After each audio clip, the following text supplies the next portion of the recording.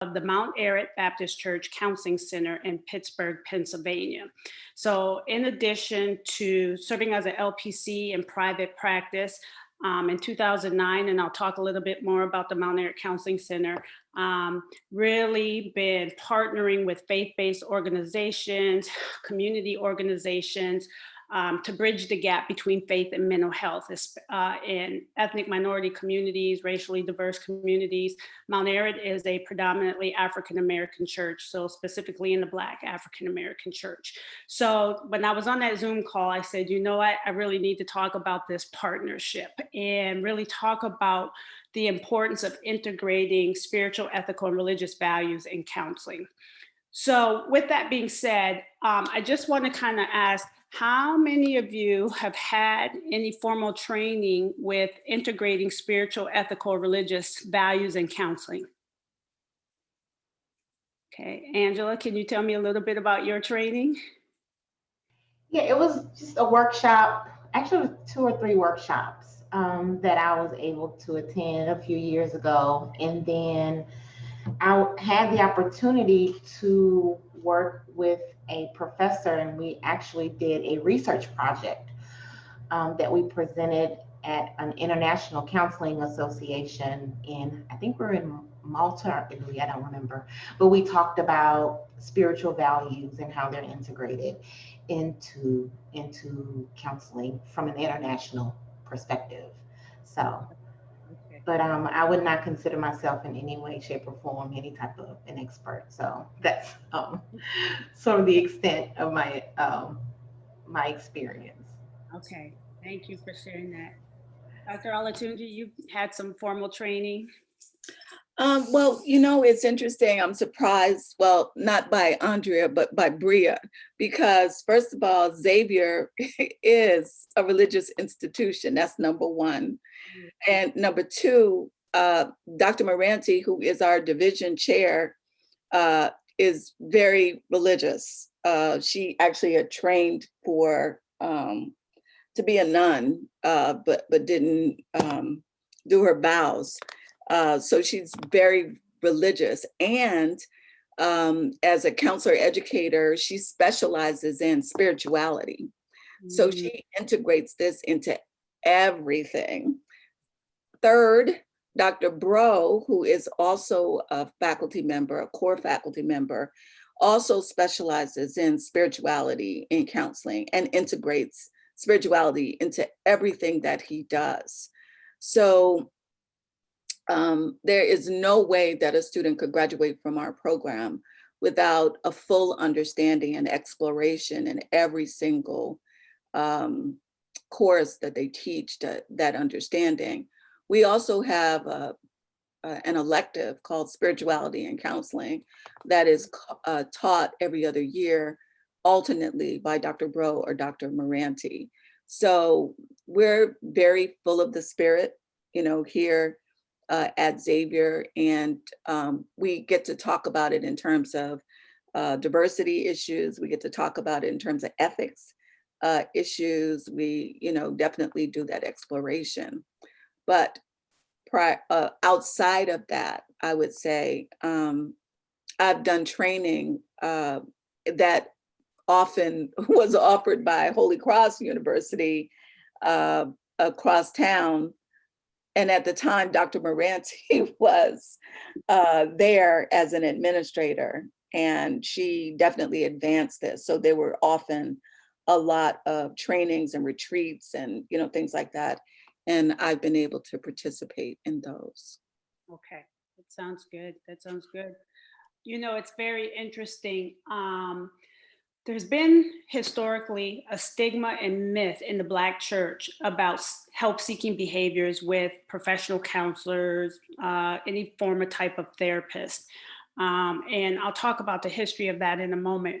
However, since the pandemic for COVID-19 has started, and even the racial injustices and police brutality in the spring with Breonna Taylor, Ahmaud Arbery, and George Floyd, it has not only increased congregants' levels of depression and anxiety, There's been an increase in substance use, abuse, and disorders, but it's also increased those same presenting issues with pastors and faith-based organizations. And I can tell you, since March, I have had such an increase from churches and faith-based organizations to bridge the gap with faith and mental health. And we know that the implications of these pandemics is going to be long lasting. We also know that there are racial health disparities and racial mental health disparities with Black and Brown communities in help seeking with clinicians. And so what a great way to be able to partner with churches and faith-based organizations, but also being able to help churches and faith-based organizations with trainings. So what I want to do is just kind of increase your awareness, give some knowledge, and talk about skills and recommendations. And then I'm going to talk about how I've taken what's in the research based in my experience and help to develop the Mount Eric Counseling Center. So I know I only have a few minutes, so I'm going to kind of probably whiz through some of the statistics, but I will make sure that I send a copy of the PowerPoint so that you can have that as well following the presentation.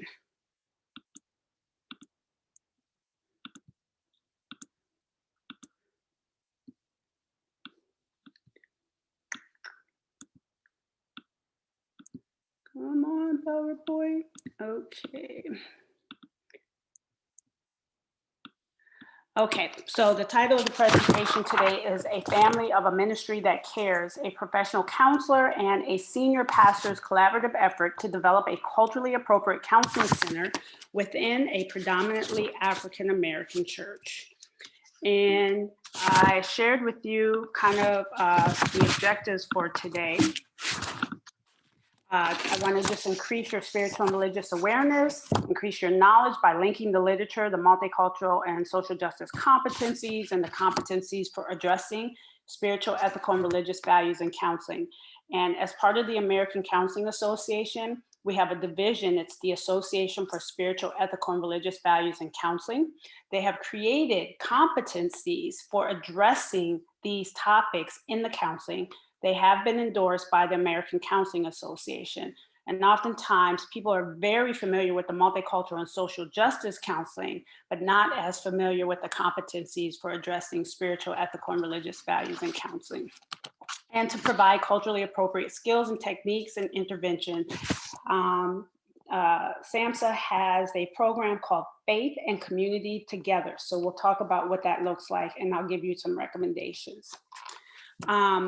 So diverse communities face many barriers, such as higher levels of stigma, misinformation about mental health, and language that prevent them from receiving care. This is what we're talking about related to racial health disparities, mental health disparities. And even when they're able to access treatment, these communities often receive poor quality care due to lack of cultural competence, bias, and inadequate resources. This results in misdiagnosis, dropping out of treatment, and a longer time to achieve recovery. However, when a mental health professional does take into account cultural needs and differences, outcomes can be significantly improved. And when we talk about culture, also spiritual and religious. So spirituality and religion stand out as defining characteristics among many ethnic minority groups in the United States. And over the past 20 years, there has been an increased awareness and respect for the role of religion in the lives of clients and in the role of counselors as they assist these clients. However, little has been done to make the services convenient, accessible, and connected with a church. So for the purpose of this presentation, there are many definitions out there of religion and spirituality, but for the purposes of this presentation, religion will be defined as the organized set of, beliefs that encode a person's or group's attitudes toward an understanding of the essence or nature of reality. Religion is characterized by denomination, external, cognitive, behavioral, ritualistic, institutional. Whereas spirituality, it's the mindfulness about existential qualities of life, specifically the relationship between self, others, and the world. And it's really about making meaning And it is the uniqueness of all individuals and whole humanity, irrespective of beliefs. When we talk about religion, we could talk about Christian base, we could talk about Islam, Hinduism, Judaism. So those are just some different types of religions.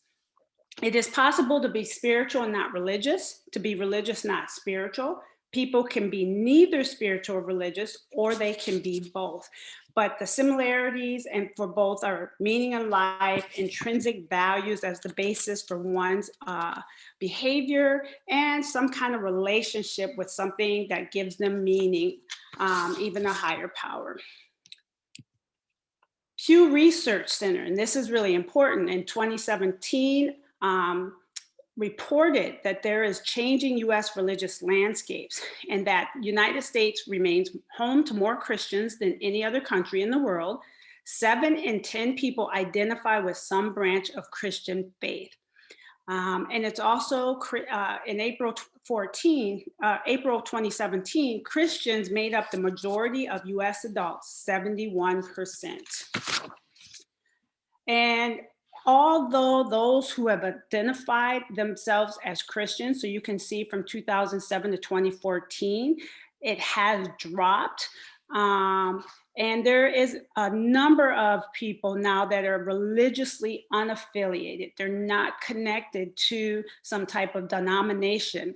So what we have is less people religious or affiliated and becoming more spiritual.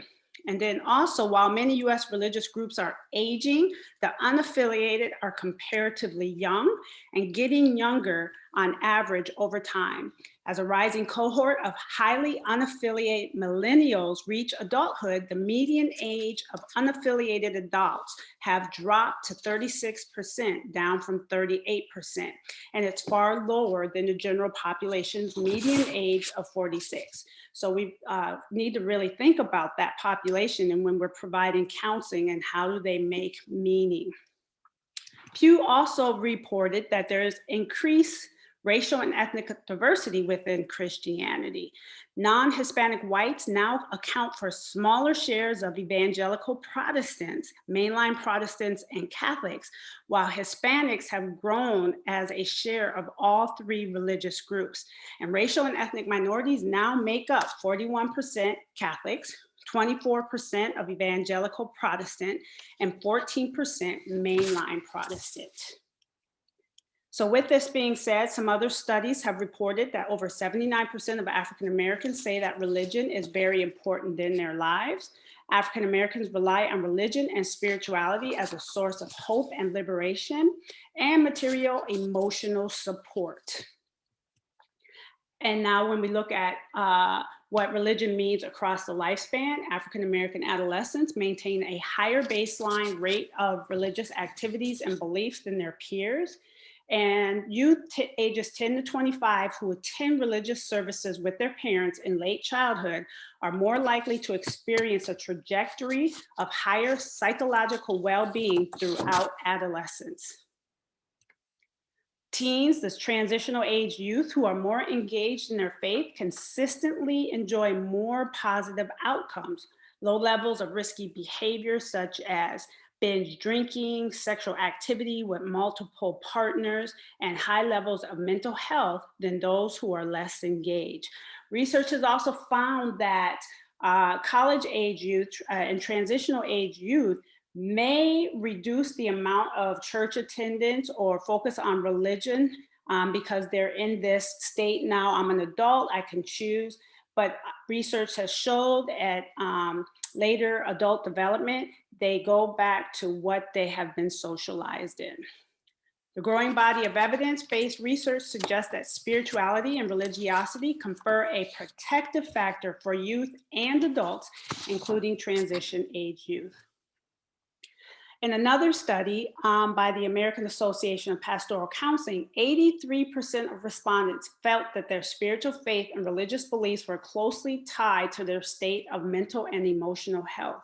75% of respondents stated that it's important to see a professional counselor who integrates their values and beliefs into the counseling process. And this is, I just had this happen this week. I allow my clients to bring it in if they have put it on their intake form that they want to integrate faith and their religion into the counseling process. I will bring that up, but if they have not and they bring it up, then we'll process it. And I just had a client say to me the other day, I specifically chose you because I really need to understand how my faith relates to my concerns about my anxiety and my relationship issues. 69% believe it's important to see a professional counselor who represents spiritual values and beliefs if they had a serious problem that required counseling. I had a client who was Islam, and she came to me specifically because I did market on my website that I incorporate spirituality and religion. She said she researched a number of counselors, and all the counselors that she contacted before me did not have any training. And she stated that although I was not as familiar with Islam, she would help me with that piece, but she wanted somebody who would be open to her talking about her religion and understanding what's going on in her life. Few therapists have received training and supervised experience in incorporating spiritual interventions into their work. And so now we find, this study was done in 2002, but there are many master's level and doctoral level students who are wanting to get their practicum and internship supervised experience in some type of organization that integrates spiritual and religious perspectives. 77% of therapists try hard to live by their religious beliefs. However, only 29% of the therapists related religious content as important in treatment with all or many clients. Now, although that is from 1991, those statistics are relatively the same today. So there is a gap between how a counselor lives by their religious beliefs or spiritual beliefs, but how they incorporate it within the counseling process. In 2008, another study was conducted by Linda Robertson from University of Central Florida, and she found that 93% of the participants were not familiar with the cervix spiritual competencies. And regarding belief systems, those participants in their study represented various religious backgrounds, agnostic and atheists. And 41%, as opposed to 56%, believe that their program had prepared them to address spiritual and religious issues in counseling. So there are a high number of participants in this study that found that their program had not prepared them. And so, as Dr. Olatunji mentioned, you all have a course. When I was at California University of Pennsylvania, we developed a certificate program in spiritual, ethical, and religious values. And then at conferences now, we're really trying to integrate training at these conferences. So, linking the knowledge. Our prime purpose in this life is to help others. And if you can't help them, at least don't hurt them. And that's where these cervic competencies come in. And the competencies are designed to recognize diversity and embrace a cross-cultural approach that supports the worth, dignity, potential, and uniqueness of people within their social and cultural context, including religion and spirituality. And so one of the things that is really important is that practitioners with specific training in spirituality and religion and counseling can offer a valuable service to the mental health and religious communities by providing specific skills and training that may better meet the spiritual and psycho-emotional needs of the public. So there are unique steps that we as clinicians, as well as churches, and we can help churches with taking these steps to address the psycho-emotional needs of our African-American community. So historically, the African-American church and currently is designed to help the family for defining the meaning and mission of the African-American existence. The African-American church is designed to educate and empower to live amidst adversity, changing family patterns, and integration into an evolving culture. And during the civil rights, the church was there to shape lives and provide other social advocacy campaigns. And when it comes to the Black and African American church, first place a person will go if they are having problems is the church. So why not equip the church to be able to have resources and prepare them to address the mental health needs of individuals across the lifespan? There are different types of Black churches. There are mega churches that are greater than 2,000 membership, and there are smaller churches. And in these churches, we'll have a range of pastoral care services and pastoral counseling. Our deacons in the church, our spiritual leaders will provide pastoral care, but they're not trained in mental health counseling. Pastoral counseling now, a person to say that they have pastoral counseling should have some clinical background. However, one of the reasons why I went to seminary is because I really wanted to kind of have an insider's view of how pastors are trained, and they may have one course, but they don't have that clinical mental health counseling. So although they're saying they're providing pastoral counseling that's based on scripture, they're not having that training from a clinical perspective. And so we have to make sure that pastors and church leaders are being ethical practitioners as well, and counseling it within the scope of their training. All professional organizations now, ACA, APA, American School Counseling Association, National Association of Social Workers, they all have as part of their ethical codes integrating and having an understanding of spirituality and religion. So we have a rationale from our ethical perspectives. Now, with all of this research and statistics in mind, let's apply it to the Mount Eric Counseling Center. As I mentioned, SAMHSA has a program, Stronger Together, Faith and Community, and it's really engaging and supporting faith-based and community organizations with this partnership. So the Mount Eric Counseling Center is part of the Mount Eric Baptist Church. The mission of the church is the ministry of the church takes each individual member's care and the care members provide to the city as its top priority. We are a family of a ministry that cares. The pastor is Dr. William Curtis, and it is a mega church. So we have over 10,000 members on the books. I will tell you, in 2007, I started my private practice part-time. I marketed that I integrate spiritual and Christian perspectives. I had such a waiting list because people in the Black community were saying, what? I can talk about God, I can talk about spirituality in the counseling process. And I said, absolutely. Simultaneously, Pastor Curtis was preaching from the pulpit about mental health issues. And he was preaching from the pulpit that they are inundated with members of the congregation coming in for counseling, but they were seeking clinical mental health counseling, and it was above and beyond the pastor and the associate minister's training. So he had this vision of wanting to have a church-based counseling center within the church environment. So we bridged our backgrounds together and we researched. There's 3 types of community-based counseling centers within a faith-based church environment. So those smaller churches, they might not be able to have a full-fledged counseling center, but there could be clinicians who partner with these churches to provide outpatient, maybe rent out space from the church. So I have a colleague that rents out spaces at smaller churches, and he has interns, he has licensed professional counselors at these churches providing counseling center. There's also what we have at Mount Eric Baptist Church, which is a group counseling center. So we are part of the church and it's a group practice. There's also in Pittsburgh what's called Pittsburgh Pastoral Institute. They have a psychiatrist. So they're a medical facility that's a faith-based type of organization. So when we decided we were going to do the group-based counseling center, we did a needs assessment.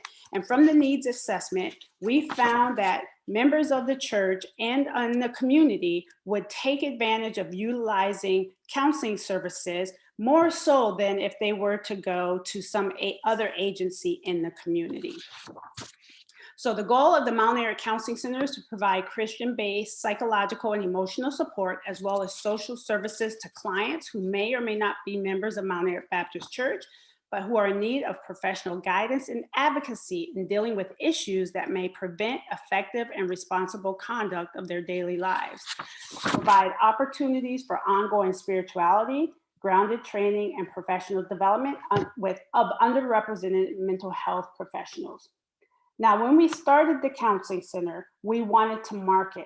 We needed the senior pastor. We needed the other groups in the church to be a part of it. So we collaborated with the Fine Arts Ministry, and we created a video to be able to market to people to see the importance of the collaboration. And I'll show you that quickly. In the midst of a group, Did you hear it? Okay. do you ever feel like you're all alone? Do you feel like no one understands? Do you find yourself having a bleak outlook as though nothing will ever get better? And there's nothing you can do to improve your situation? Have you lost your interest or ability to enjoy work, hobbies, pastime, or social activities? Do you find yourself with persistent and excessive anxiety and worry that may be interfering with your work, school, or family responsibilities? Are you feeling fatigued and physically drained where even small tasks are exhausting or take longer?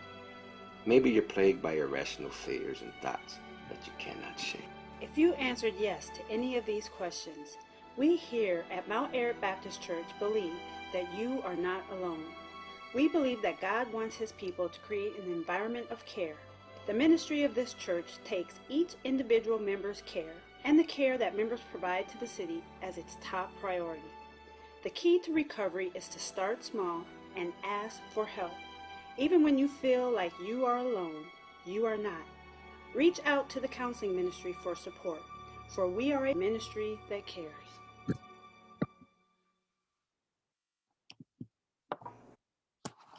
So we wanted to get all volunteers. Everybody with the Mount Airy Counseling Center is volunteers. That includes for our outreach and participants. We had those who may not have had clinical training to help us with a newsletter, and we educated readers about mental health and bridging the gap. We provided groups. We provided groups for older adults. We provided groups for men and groups for women. And we also made sure that we collaborated with the Mount Airy Activity Center. So these are just some of the community organizations that we've collaborated with. East Liberty Family Healthcare Center, which is a Christian ministry. So they were focusing on medical health. And what they found is when they were doing their intakes, if someone needed some mental health, they would refer the individuals to the Mount Airy Counseling Center. The Foundation of Hope is designed to help reduce recidivism. And so when someone was released from prison or jail, we would get referrals to help them with the integration back into the community. University of Pittsburgh, the nursing program, we collaborated with providing counseling services with nurses in the community. And we also focused on domestic violence with a women's shelter. So that just kind of gives some ideas. The newsletter, we talked about grief, suicide, schizophrenia, mental health illnesses and disorders, why Black men must go to therapy. And we were really able to help bridge the gap of bringing more men into the counseling profession. We had caretaker support groups. We had a group for older adults, as I mentioned. We have a grief group, and many of these groups that we have now transitioned right now using telehealth and using our platform to still have connection with our members and non-members of the counseling center. We provide professional development, mentoring, networking. I have developed a relationship with many of the local universities. We provide CEs for different topics, but also we get interns from these different institutions who, for practicum students and internship students who are looking to have their experience in a faith-based organization. We started in 2009 and we're still going strong. All volunteers, we have individuals, couples, families, and groups, and we provide services to other church congregations, the greater Pittsburgh Allegheny community. And this is just a picture of some of our counselors at the counseling center. And like I said, we have people from a variety of backgrounds coming in to get experience and have supervised clinical experience. So recommendations, and I'll kind of turn the PowerPoint off. And let me just kind of give some recommendations. So for Xavier's program, I would say partner with churches, develop relationships, volunteer to provide programming and psychoeducation events. Make sure that you go and sit down with the pastor or other church leaders to talk about the benefits of counseling and bridging the gap between faith and mental health. Really help train the pastors and provide training for the pastors. This weekend, I'm going up and I'm doing a training with pastors on Friday, and I'm helping them to understand their own inner health and their mental health, because if they can understand it for themselves, they will be talking about it more from the pulpit for their congregants as well. I would also say help churches have referral networks. So many churches, they need to know who they can partner with in the community and who they can refer any of their members or couples to, or their young people to. And so those referral networks could be with you all, there could be private practices, but we also have to help churches understand that we integrate the multicultural and social justice perspectives in counseling. I can say since COVID started, I've had a very diverse, racially diverse clientele. But since COVID started, I have had more people come to me because they specifically said they wanted somebody who looks like them. And so we have to help our churches and faith-based leaders know that there are people that look like them that are providing effective and ethical counseling services. And I would help with just being seen, help the congregants and help the pastors, whether it's using telehealth or webinars, to understand the value of professional counseling and the pedagogy of their congregation, help pastors to with including therapy and counseling in sermonic presentations, and providing ministerial training. And this can be just by offering free workshops to get them in. Once you get them in, they're going to want to come back for more.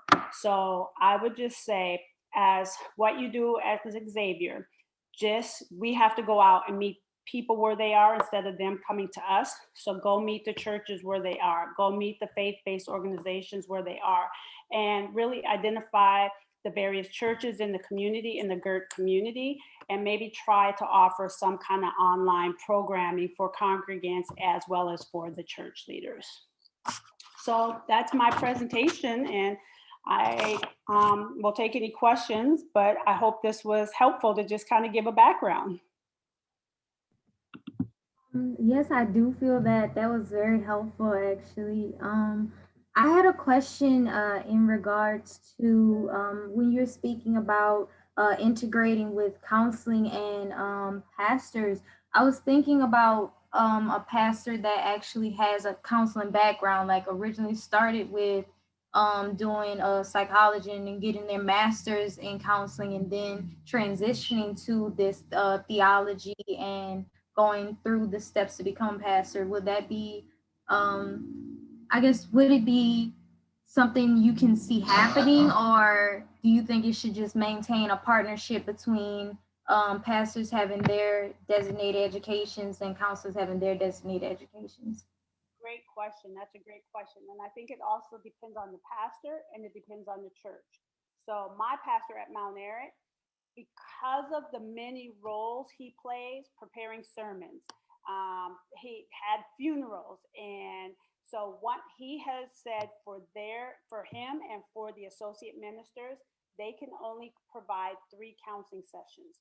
And if it goes beyond the 3 counseling sessions or it's above and beyond their competence area, they are to refer over to the Mount Airy Counseling Center. And so one of the things that we've done is we've done a handoff. So I have a handoff that's getting ready to happen next week where one of the associate ministers and we're going to meet with the person together online, and they're going to kind of hand that person off to me for the counseling center. I also have a colleague of mine. He has a background in counseling. He loves counseling, and he's able to balance his schedule so that he provides counseling. Now, one of the things we found from our needs assessment, most people want to go to the pastor. Some pastors have to set boundaries because they got to take care of their own emotional health as well with everything that's going on. But there's also a concern about ethics, because pastors have to be careful what they hear in the counseling session. If they're using it as an illustration in their sermons, you may have congregants say, hey, he's talking about what I told him, or she's talking about what I told her in the counseling session. So there's kind of a fine boundary. I have another colleague, he says he does no counseling at all because he's had issues where he's given illustrations. People got really upset because they thought it was coming from their counseling sessions. So now he doesn't do any counseling. He refers to counselors in the community. So it's really just kind of getting to know the pastor and finding out what their philosophical approach is. But in another study, when they rank what their roles are in the church, administration, funerals, pastoral care, sermonic presentations, some pastors just don't feel they have the time to do the counseling. What better way than to collaborate with clinical mental health counselors?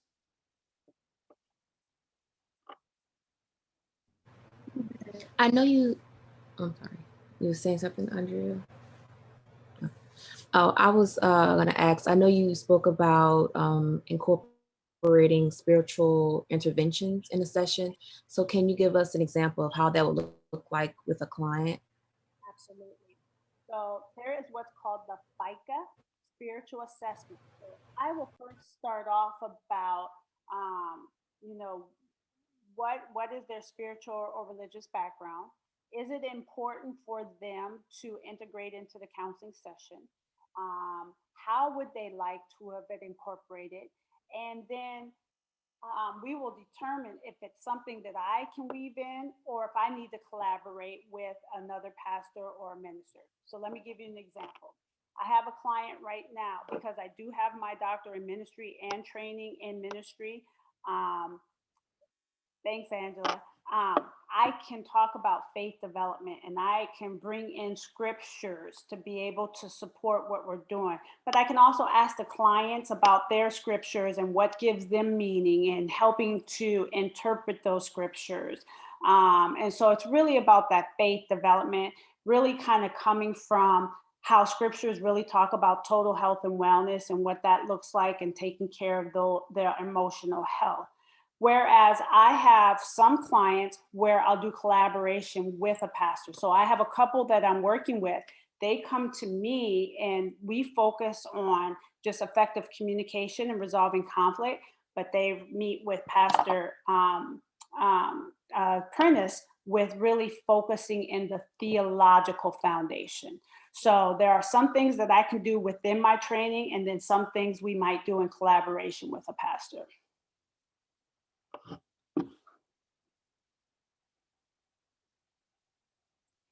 Anything else? Was this helpful? Very helpful. Thank you. One of the things just to share with you, I love your recommendations and we can think of things that we can do to enhance the things that we're already doing. So the Outreach Center in Gertown has a 20-person board. And so it's 5 constituents from the university, 5 are residents living in the neighborhood, 5 are from religious institutions, and 5 are from community stakeholders like agents, community agencies, or businesses or whatever. So, so we have 5 religious partners who sit on the board and provide, share information about what's going on and input and things like that. So, so we're really good, and it's a mix. You know, we've got some Catholic churches and Catholic institutions. There's the Sisters of Peace that comes out of, they're north of Columbus, but they have a center called the Peace Center, and they're located in the Gertown area. The St. Rita's Church actually funds our utilities assistance program because they take up a collection every Sunday, St. Rita's Catholic Church. And that's how we're able to help people keep their lights on and their heat on, and make sure they're not evicted, and so on. So, you know, we have that connection. Also, we do outreach, and often when we do outreach, we actually go to church and connect with the church members there, to talk with them about what we're offering and to connect with them. A lot of times when we have programming, we reach out to the ministers to make sure that their members know about services that we're offering and so on. So we're doing a lot, but I think that there's a lot more that we could do to better integrate, and also to think about interventions that we could be using. So you've given us a lot to think about. We appreciate it. That's why we wanted you to come, so that you could help us to better serve our community. So we thank you so much for your time and for such a rich presentation. It's being recorded, so we keep these as, and eventually they'll go up on our website. But we'll send you the link in case you want to integrate it into the amazing work that you're doing. And I know you have a lot of social media platforms, so if you wanted to upload it. I do apologize, neither Andrea nor I remembered to capture the introduction for you and to get the very beginning. So there's a little bit that is missing from the beginning, but we'll see if we can doctor that up for you. Okay, sounds All good. right. And I'll send you a copy of the PowerPoint. And what I'll do is I'll send you a link because probably a couple months ago, I can't remember what it was, I interviewed Dr. Curtis, the pastor for Mount Airy, about the integration and bridging the gap. So you'll be able to hear his perspective from a pastor's perspective on, you know, just the integration of professional counseling and theology. That is fantastic. Oh, the other thing I want to remember, we partner with the seminary. So the seminary is right here, and they, when I was in class, you know, face to face, I would have them to come in and do guest presentations because they know a lot about outreach to communities. So they did some of the training for my students when they conducted the needs assessment in Gertown. I love So it. What seminary is it? this is, which seminary is it? I can't think of it. What's the name of the seminary on Carrollton? What is it? It's something easy. It's like, it's just not coming to me. Wait a minute. That is so crazy. And I bet you when you say it, I'll say, oh, yeah. Of course. Seminary in New Orleans.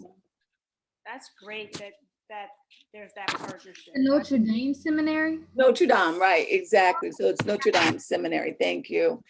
And it's great. So we do a lot with them. There was one seminarian who was a dentist. He was licensed as a dentist. So he came and did a workshop for us on dental hygiene and its relationship to mental health and overall physical health and so on. Like I said, they did training for our students about how to walk through, and invited our students to walk with them because they are assigned to walk through neighborhoods.